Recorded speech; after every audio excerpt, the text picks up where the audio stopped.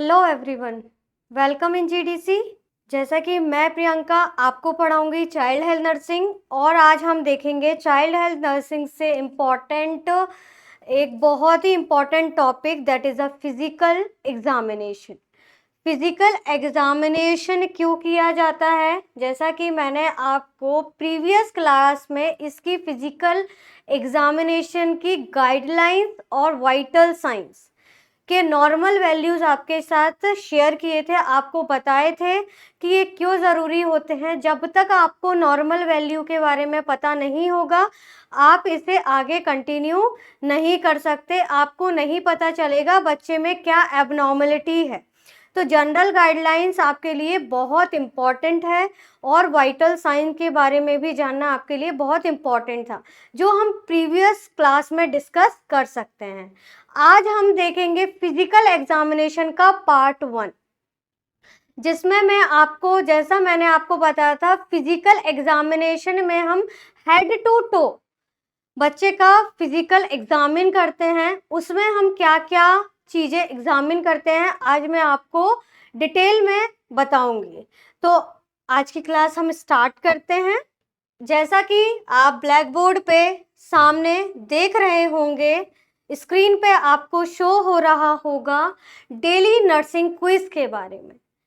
आप play store पे जाइए, जीडीसी ऐप को डाउनलोड करिए, जिस ऐप को डाउनलोड करने में आपको सिर्फ 10 रुपये चार्ज पे करना पड़ेगा, और उसके बाद आप डेली क्विज का अपना इवैल्यूएशन बहुत अच्छे से कर सकते हैं कि डेली क्विज से आप डेली बेसिस में रोज का पेपर सॉल्व करिए और उससे अपनी तैयारी को और बेहतर बनाइए, जिसमें आपको नॉर्सेट, RRB, KGMU, GMCH, CHO, Bihar staff nurse and all other competitive exams के से रिलेटेड एमसीक्यूज मिलेंगे, जो आपके लिए आगे बहुत हेल्पफुल होंगे। तो देर मत कीजिए और जाइए जीडीसी ऐप को प्ले स्टोर से डाउनलोड करिए। अगर आपको कोई भी प्रॉब्लम होती है, कमेंट बॉक्स में मैसेज करिए। तो आज का टॉपिक हम स्टार्ट करते हैं, फिजिकल एग्जामिनेशन। फिजिकल एग्जामिनेशन क्या है? Physical examination, physical examination, physically आप उसको एग्जामिन कर रहे हैं, जिसमें सबसे पहले हम देखेंगे हेड।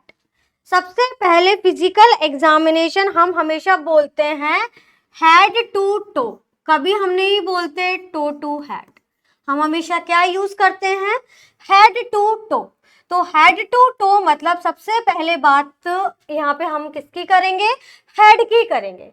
हेड में हम क्या क्या देखेंगे? सबसे पहले measure the head circumference either 33 to 35 centimetre. आपको नॉर्मल हेड सर्कमफेरेंस न्यूबॉर्न का पता होना चाहिए, वो कितना होता है? 33 to 35 सेंटीमीटर होता है। जो आप कैसे आप इसको एग्जामिन कर सकते हैं?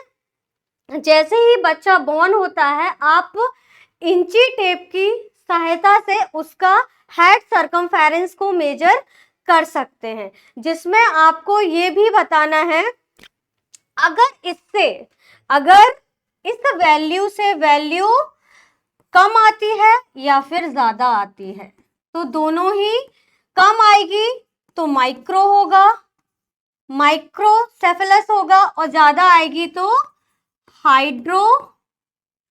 हाइड्रोसेफेलस की कंडीशन आपको देखने को मिलेगी। तो इसके लिए हमें पता होना चाहिए normal head circumference 33 to 35 centimetre होना चाहिए। नेक्स्ट है assess for moulding resolve within 72 hours. Moulding क्या है? जो उसके सूचर लाइन होती है, जो बच्चे के सूचर्स होते हैं, वो क्या होते हैं? वो प्रॉपर फ्यूज्ड नहीं होते। तो जब बच्चा बोर्न होता है, तो अगर पेल्विक का डायामीटर, हेड का डायामीटर बड़ा है और पेल्विक का डायामीटर यहाँ पे छोटा है, तो उस टाइम पे ये जो सूचर लाइन होती है, ये क्या होते हैं? अपने ओवरलैप कर देते हैं और बच्चे का इसका जो डायमीटर है वो कैसा हो जाता है, हेड का डायमीटर कम हो जाता है, जिससे ये पेल्विस के थ्रू निकलने के आराम से उसका पाथवे बन जाता है और वो बच्चा निकल आता है, जिसकी वजह से बच्चे को एक किससे बचाता है, हेड इंजुरी से प्रिवेंट करता है, हेड इंजुरी से प्रिवेंट करता है। और क्या करता है, 72 आवर्स, मतलब जब वो बच्चा बॉर्न हो जाता है तो इसी को हम बोलते हैं मोल्डिंग, कि मतलब जब उसको जरूरत थी उस हिसाब से उसने अपने आप को मोल्ड कर लिया और लेबर को इजी बना दिया।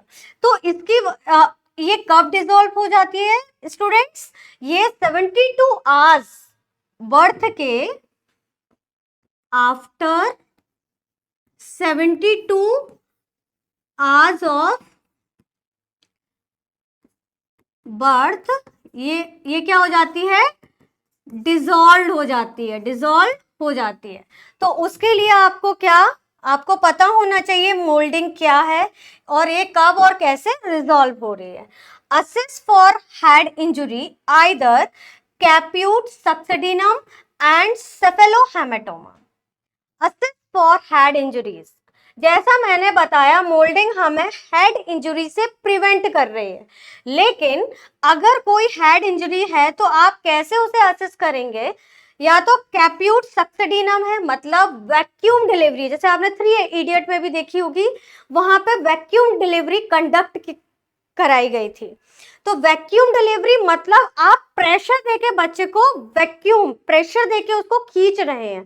तो कैप्यूट सक्सेडिनम मतलब आप जिस बच्चे के मतलब जो सेफेलिक एरिया है वहां पे जहां पे आप प्रेशर देंगे वहां से ही आपको, मान लीजिए ये बच्चे का हेड है, आपने प्रेशर यहाँ पे दिया तो यहाँ से आपको बच्चे का हेड ऐसे उभरा हुआ दिखाई देगा, इसे मतलब कैप्यूट, एक कैप्यूट की तरह स्ट्रक्चर बन जाएगा, जिसे आपने क्या बोला, कैप्यूट की तरह स्ट्रक्चर बन जाएगा जिसे आपने बोला कैप्यूट सक्सेडिनम, मतलब आपने सक करके उसको खींचा, इसीलिए इसको नाम क्या दिया, कैप्यूट सक्सेडिनम। नेक्स्ट है सेफेलोहेमेटोमा। सेफेलोहेमेटोमा मतलब कोई भी उसको सेफेलोहेमेटोमा ब्लड में मतलब कहीं से हेड में जाके उसको ब्लीडिंग हो रही है तो वो उससे प्रिवेंशन के लिए हमको बनाना है। ये 2 मोस्ट कॉमन हेड इंजरी जो हमें न्यूबॉर्न में देखने को मिलती हैं जब आप उसका फिजिकल एग्जामिनेशन कर रहे होते हैं। उसके बाद है cranial bone should not be fused at the time of birth, मतलब cranial bone should not be fused at the time of birth. Cranial जो बोन है वो बर्थ के टाइम पे फ्यूज्ड नहीं होती, अगर वो बर्थ के टाइम पे फ्यूज हो जाएगी तो क्या होगा, सूचर लाइन फ्यूज हो जाएगी तो बच्चे को हेड को पास होने में प्रॉब्लम आएगी, वो मोल्डिंग नहीं कर पाएगा, वो अपने हिसाब से मोल्ड नहीं हो पाएगा। तो यहाँ पे मैंने हेड में सबसे इंपॉर्टेंट स्टार मार्क कर लीजिए इसको, इसमें मैंने सबसे इंपॉर्टेंट आपको बताया हेड सरकमफेरेंस जो 33 टू 35 सेंटीमीटर आपका नॉर्मल वेरी करता है, इसके बीच में मान लीजिए 34 आएगा तो that is also a normal value, तो इसमें कोई टेंशन की बात नहीं है, इससे कम होगा तब भी प्रॉब्लम है, इससे ज्यादा होगा तब भी। उसके बाद assess for the molding resolve within 72 hours. Assess for head injury either caput succedaneum and cephalohematoma. Next cranial bone should not be fused at the time of birth. Time of birth cranial bone fused नहीं होनी चाहिए, ये भी आपको check करना है, क्योंकि मैंने आपको बताया था एंटीरियर फोंटेनल एंड पोस्टीरियर फोंटेनल। ये क्या होता है, जिनमें एंटीरियर फोंटेनल है, एंटीरियर फोंटेनल आपका कैसा था, डायमंड इन शेप का था, जो यहाँ से सारी बोन्स को कंटेन करके और सूचर लाइन रहती है जो सारी बोन को एक दूसरे से जोड़ती है।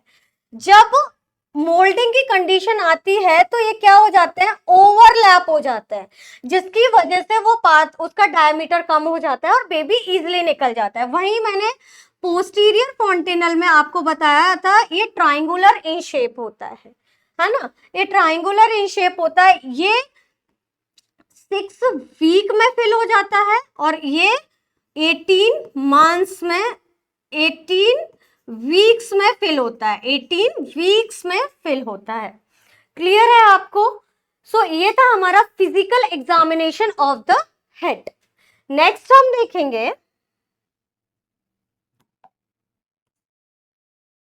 Yes, eyes, physical examination of I. Head के बाद क्या आया? आपकी आईज आई।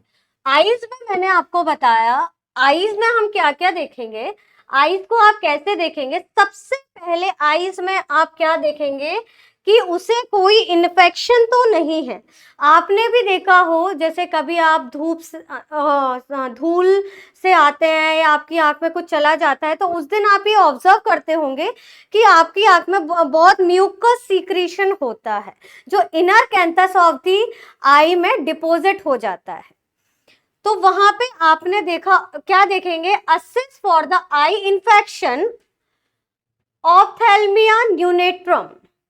ऑप्थेल्मिया न्यूनेट्रम बच्चे की, जिसमें क्या, किसकी वजह से, caused by the chlamydia and gonorrhoea.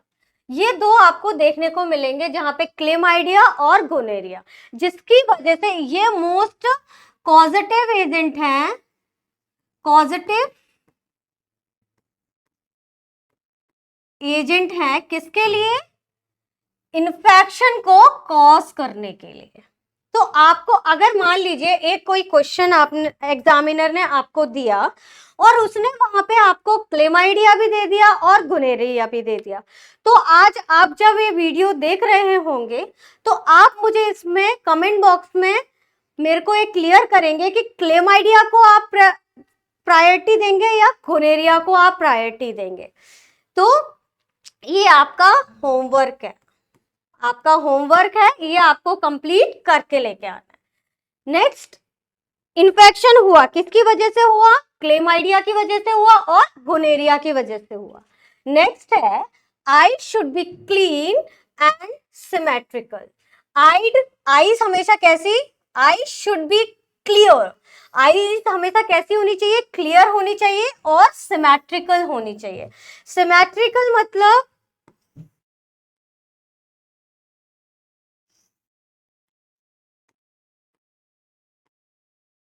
Symmetrical मतलब आईज हमेशा सिमेट्रिकल फॉर्म में होनी चाहिए, मतलब ऊपर नीचे आपको ये देखने में नहीं आनी चाहिए, आपको इक्वली देखने में आनी चाहिए, सिमेट्रिकल होनी चाहिए, एक दूसरे के समांतर। उसके बाद assist for blinking reflex. Blinking reflex पता है? ब्लिंकिंग रिफ्लेक्स क्या है? आप लोगों ने मम्मी का, भाई का, दीदी का चाटा खाया? तो उस टाइम पे जब आपको पढ़ने वाली होती है तो आपकी आंखें बंद हो जाती है, that is called blinking reflex. ये कभी भी नहीं जाता, ये डिसअपेयर नहीं होता। ब्लिंकिंग रिफ्लेक्स आपको देखना है जब बेबी के पास आप कोई भी ऑब्जेक्ट लेके जा रहे हैं तो उसकी आंखें बंद हो रही है, मतलब वो रिफ्लेक्स कर रहा है अपने प्रोटेक्शन में। नेक्स्ट है, pupil should reactive to light. आप जब लाइट डाल के उसकी प्यूपिल्स पे लाइट डाल रहे हैं, फ्लश कर रहे हैं, उस टाइम पे आपको देखना है कि उसकी जो प्यूपिल है वो कैसी होनी चाहिए? आपकी रिएक्टिव होनी चाहिए। Next, assist for the cross eye. आपको क्रॉस आई देखना है, जिसे हम क्या बोलते हैं? स्क्वेंट स्ट्रेबिज्म आईज बोलते हैं, है ना। स्क्वेंट आईज क्या होती हैं? स्क्वेंट आईज होती हैं भेंगापन। भेंगापन मतलब अगर वो मुझे देख रहा है तो आपको लगेगा उधर देख रहा है, मतलब आंखें उसकी, मतलब भेंगापन होता है, वो कहीं देख रहा है और कहीं उसकी उसका मतलब इमेज बन रहा है, ठीक है। तो मतलब उसे लगेगा कि वो वहां देख रहा है, इस ऑब्जेक्ट को देख रहा है, लेकिन वो मुझे देख रहा होता है, that is called squint eyes. Squint eyes which disappear within 3 to 6 months. जो कब डिसअपेयर हो जाती हैं? 3 to 6 मंथ में हो जाती है। अगर ये आपको दिख रहा है न्यू बॉर्न में, न्यू बॉर्न में अगर ये आपको दिख रहा है तो दैट इज अ नॉर्मल, ये नॉर्मल है बच्चे के लिए। लेकिन ये कब तक डिसअपेयर हो जाना चाहिए? 3 to 6 मंथ की का बेबी हो जाएगा तो ये कैसा होना चाहिए? डिसअपेयर हो जाना चाहिए। उसके बाद नेक्स्ट है आपको एनॉप्थेल्मिया। एनॉप्थेल्मिया मीन्स होता है एब्सेंट ऑफ आई बॉल। जहां आई तो प्रेजेंट है लेकिन आई बॉल क्या है? एब्सेंट है, दैट इज कॉल्ड एनॉप्थेल्मिया। उसके बाद है एनॉप्थेल्मिया, उसके बाद है इन्यूक्लिनेशन, मतलब सर्जिकल, जहां पे बच्चे की आंख तो थी लेकिन हमने किसी उसको इन्फेक्शन था, किसी और कारणवश उसे क्या करना पड़ा? Surgical removal of the entire eye. Surgical removal of the entire eye, that is called enucleation. ये टर्मिनोलॉजीज हैं। अगर कभी कोई आपसे बोलता है कि इन्यूक्लिएशन क्या है तो आपको आपके दिमाग में स्ट्राइक करेगा that is the surgical removal of the eye called enucleation. उसके बाद anophthalmia. Anophthalmia means absent of eye ball. उसके बाद एनिथिकोरिया। एनिथिकोरिया मतलब अनइक्वल प्यूपल। अनइक्वल प्यूपल है, प्यूपल का साइज कैसा है? उसका अनइक्वल है। उसके बाद है आई विजन फुल्ली मैच्योर कब तक हो जाता है? 6 ईयर ऑफ द एज तक आई विजन क्या हो जाता है? फुल्ली मैच्योर हो जाता है। उसके बाद है प्यूपिल of new born become of immature iris dilation. प्यूपिल of new born becomes of immature iris dilation, मतलब अभी इमेच्योर क्या है? डायलेशन है, वो धीरे धीरे मेच्योर होगा तो वो नॉर्मल आपको देखने को मिलेगा, है ना। तो यहाँ पे हमने क्या क्या पॉइंट्स देखे? यहाँ पे आपने देखा असेस फॉर द, आपने इन्फेक्शन का कारण देखा। इन्फेक्शन में के 2 कारण आपने देखे, क्लेमाइडिया और गोनेरिया। उसके बाद आपने देखा I should be clean and आपको सिमेट्रिकल देखा, मतलब आई क्लीन होनी चाहिए और सिमेट्री फॉर्मेशन में होनी चाहिए। Assessment of the blinking reflex, आपने ब्लिंकिंग रिफ्लेक्स यहाँ पे देखा कि बच्चे में ब्लिंकिंग रिफ्लेक्स डेवलप हुआ है या नहीं हुआ है। उसके बाद pupil should reactive to light, मतलब आप जब लाइट डाल के प्यूपिल पे लाइट डाल रहे हैं तो वो रिएक्टिव है या नहीं है। असेस फॉर क्रॉस आई, जहाँ आपने स्क्वेंट आईज देखी बच्चे में, जो कब तक डिसअपेयर हो जाता है, जो कि नॉर्मल है, 3 से 6 महीने तक ये नॉर्मली ही कहलाएगा। अगर इसके बाद भी आपको देखने को मिल रहा है तो उसको कोई प्रॉब्लम है। उसके बाद यहाँ पे आपने आई से रिलेटेड कुछ टर्मिनोलॉजी देखी, जिसमें आपने देखा anophthalmia, absent of the eye ball. Enucleation means surgical removal of entire eye. इसमें मैंने प्यूपिल या आई का कुछ पार्ट रिमूव नहीं किया, इसमें मैंने पूरा surgical removal of the eye wall को ही निकाल दिया। जैसे एनिथिकोरिया मतलब अनइक्वल प्यूपिल, आई विजन फुल्ली मैच्योर 6 इयर्स में हो जाता है। इसीलिए इस टाइम पे हम बच्चे को, जब बच्चा आजकल के जो न्यू बॉर्न्स हो रहे हैं, आजकल के जो पेरेंटिंग है, आप देखेंगे मदर फादर दोनों वर्किंग है, बच्चे को मदर अगर कुछ काम कर रही है तो उसको थोड़े टाइम के लिए मोबाइल दे दिया और बच्चा फिर एडिक्टेड हो जाता है उस मोबाइल का। तो क्योंकि बच्चे का कोई भी स्क्रीनिंग टाइम नहीं है, अकॉर्डिंग टू WHO कोई भी स्क्रीनिंग टाइम नहीं है। एडल्ट का स्क्रीन टाइम है कि कितने, एक दिन में 24 घंटे में आप कितना स्क्रीन टाइम को वेरी करते हैं, लेकिन बच्चे का कोई भी स्क्रीन टाइम नहीं है। तो उसकी वजह से उसका विजन कैसा हो जाता है? आपको विजन अफेक्टेड देखने को मिलता है। तो इससे प्रिवेंशन के लिए आपको बच्चे का स्क्रीन टाइम 0 करना पड़ेगा, उसको कोई मोबाइल नहीं देना, क्योंकि आपको ये पता होना चाहिए कि बच्चे का जो आई विजन फुल्ली मैच्योर होता है वो 6 इयर्स ऑफ एज में होता है। प्यूपिल of new born becomes of immature iris dilation. इसका सबसे बड़ा कारण है कि बच्चे की जो अभी आइरिस है वो प्रॉपर, अगर आइरिस आपको डायलेटेड दिख रही है देन नॉर्मल है, कोई प्रॉब्लम नहीं है, क्योंकि अभी आयरिस कैसा है, इमेच्योर है, धीरे धीरे वो मैच्योर होगा, आपको वो डायलेटेड नहीं दिखेगी, वो नॉर्मल उसके शेप में आ जाएगी। नेक्स्ट हम देखेंगे, क्लियर है आपको आईज? यस, देखिए आपके लिए मैं यहाँ पे एक इमेज लाई हूं जिसमें आपको नॉर्मल, जिसमें आपको नॉर्मली दिख रहा होगा कि प्यूपल जो आपकी आई है वो सिमेट्रिकल ही है, और जो इसका प्यूपल है यहाँ पे आपको दिख रहा होगा ये 2 to 3 mm का है, और दोनों का इक्वल दिख रहा है। ये तो हो गया हमारा नॉर्मल। उसके बाद आपको यहाँ पे क्या दिख रहा है, माइड्रियासिस दिख रहा है। माइड्रियासिस में क्या दिख रहा है आपको, नॉर्मल साइज आपका 2 to 3 और कहीं कहीं 2 to 4 mm देखने को मिलेगा आपको, लेकिन इससे इसका प्यूपिल साइज क्या है, बड़ा दिखाई दे रहा है नॉर्मल से। तो इस कंडीशन को आपने क्या बोला, माइड्रियासिस। क्लियर है? वहीं पे आपको एक और दिख रही होगी, मियोसिस।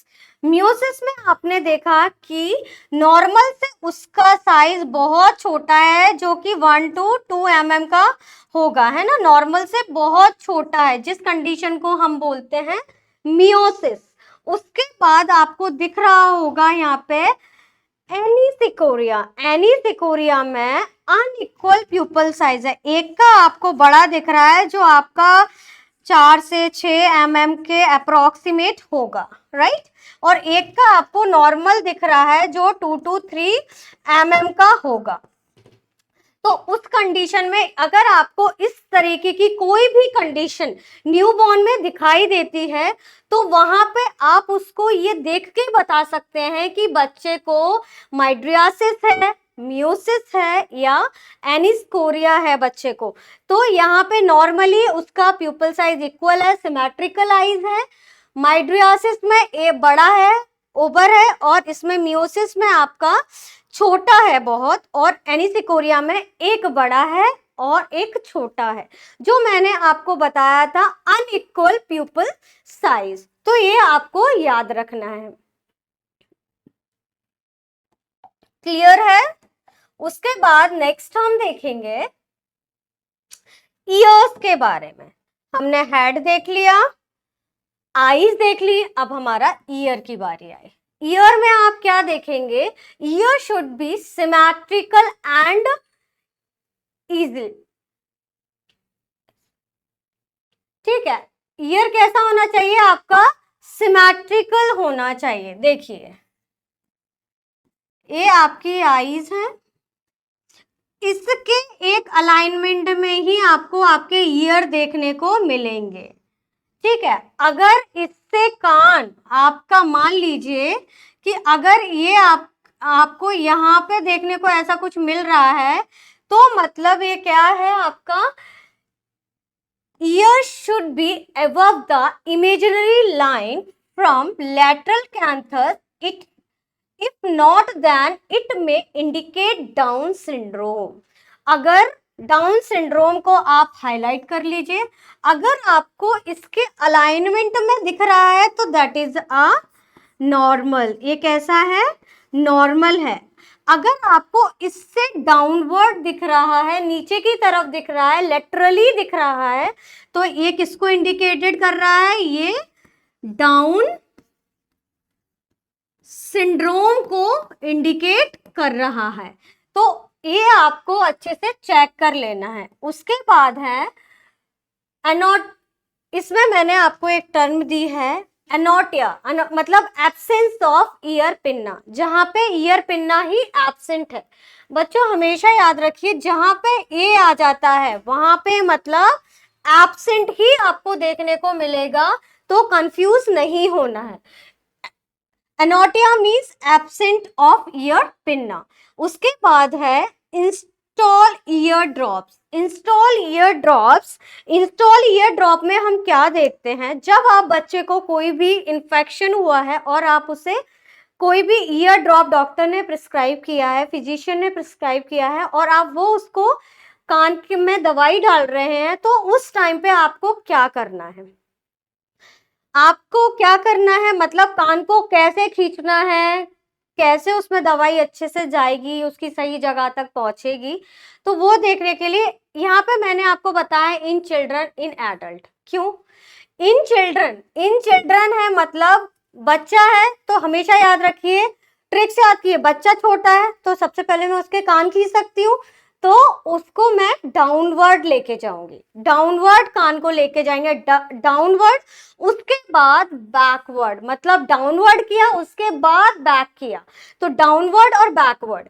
उसके बाद एडल्ट है नहीं डांट सकती तो ऊपर की तरफ कान लेके जाऊंगी, अपवर्ड एंड फिर बैकवर्ड, ये आपको ध्यान रखना है। अब आप यहाँ तो हमने बच्चे की बात कर ली, अगर यहाँ पे एग्जामिनर आपको कैसे क्वेश्चन पूछ सकता है, तो एग्जामिनर आपको ऐसे घुमा सकता है कि अगर मान लीजिए लेस देन 3 ईयर का अगर बच्चा है, 3 इयर्स का अगर बच्चा है, तो उसमें आप टीवी याद कर लीजिए, है ना, बच्चा है मतलब डी और डी एंड बी, और अगर एडल्ट है तो यूवी, ऐसे याद करके रख लीजिए। और एक और सबसे अच्छी ट्रिक, बच्चा है कान नीचे की तरफ खींच सकती हूँ, बच्चा है क्योंकि मैं उससे बड़ी हूं तो अपना बड़ापन दिखाने के लिए कान को मैं नीचे की तरफ पुल करूंगी, ठीक है, डाउनवर्ड, और फिर आफ्टर दैट बैकवर्ड, यहाँ पे भी एज यूजुअल एडल्ट है नहीं कर सकती तो अपवर्ड देन बैकवर्ड। क्लियर है यहाँ पे?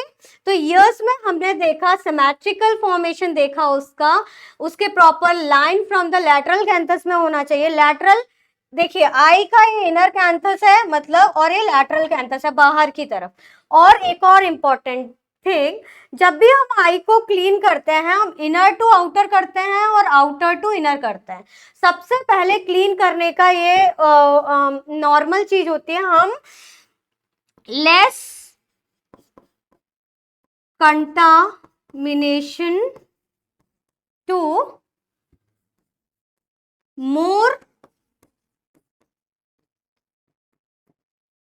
मोर कंटामिनेशन तक लेकर जाते हैं, लेस कंटामिनेशन टू मोर, मतलब अगर कोई भी म्यूकोसिक्रीशन होगा वो यहाँ पे डिपॉजिट होगा इस एरिया में इनर कैंथस में, लेकिन यहाँ पे मुझे लैटरल कैंथस से क्लीन करके इनर कैंथस की तरफ लेकर आना है, यहाँ से भी हमेशा लेस कंटामिनेशन से मोर कंटामिनेशन तक लेकर जाना होता है, ठीक है, ये आपको हमेशा याद रखना है।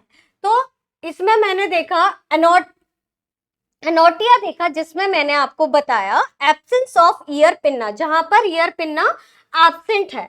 फिर इंपॉर्टेंट मैंने बताया इंस्टॉल ईयर ड्रॉप को कैसे इंस्टॉल करना है, बच्चा है तो डाउन टू बैक और एडल्ट है to back up to back. यहाँ पे बस आपको इतना याद रखना है, अगर बच्चे का है तो मतलब less than 3 years of age का बच्चा यहाँ पे आपको देखने को मिलेगा। ये था आपका ईयर एग्जामिनेशन। तो यहाँ पे हमने क्या क्या देखा, एक क्विक रिवीजन कर लेंगे जिससे आपको टॉपिक हमेशा याद रहेगा। सबसे पहले फिजिकल एग्जामिनेशन में हमने स्टार्ट किया था जनरल गाइडलाइन से, जहां मैंने आपको बताया कीप द बेबी वार्म, बच्चे को हमेशा वार्म रखना है, और जब बच्चा स्टेबल हो जाए तभी उसका फिजिकल एग्जामिनेशन करना स्टार्ट करना है। उसके बाद perform assessment first which is least disturbing to newborn. Next जो भी आपको फाइंडिंग्स मिल रही हैं उनको डॉक्यूमेंट करना है, documentation is the most important. उसके बाद मैंने देखा वाइटल साइन में मैंने देखा ड्यूरेशन में देखा वाइटल साइन आपको एवरी 30 मिनट बच्चे का चेक करना है, फर्स्ट 2 आवर तक, और देन एवरी फर्स्ट 2 आवर तक 30 मिनट तक करना है, और फिर 4 घंटे में आपको चेक करना है। Normal pulse rate 120 to 160 beat per minute, respiratory rate देखा हमने 30 to 60 beat per minute, normal temperature हमने देखा 36.5 टू 37.5 डिग्री सेल्सियस।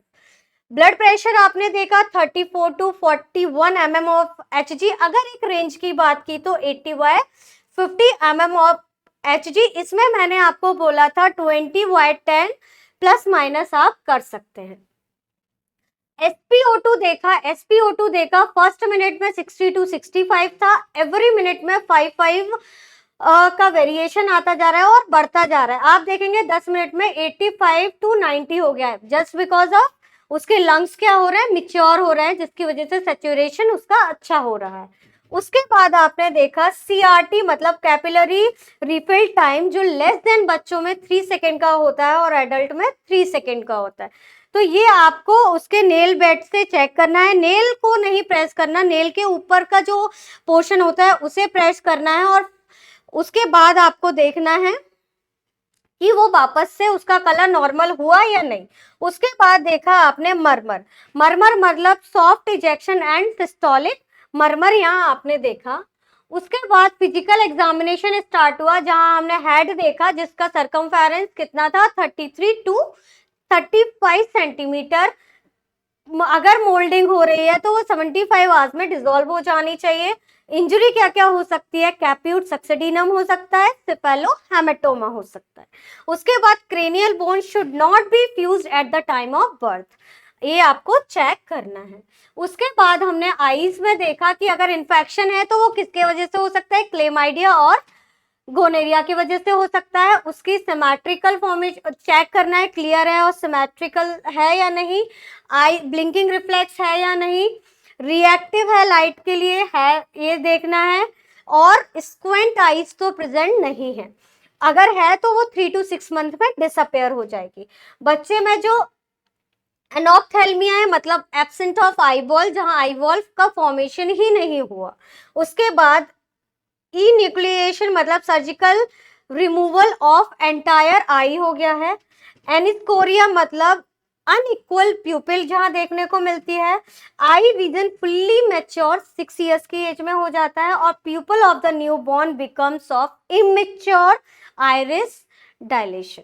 ये हमें सारी चीजें देखने को मिलेंगी। यहाँ मैंने आपको बताया नॉर्मल आई का जो प्यूपिल का डायमीटर होता है दैट इज 2 to 3 mm का रहता है, जिसमें माइड्रियासिस में मैंने देखा आपको देखा जिसमें बहुत बड़ा होगा, जो आपको 5 to 6 mm के अप्रॉक्स दिखाई दे रहा है।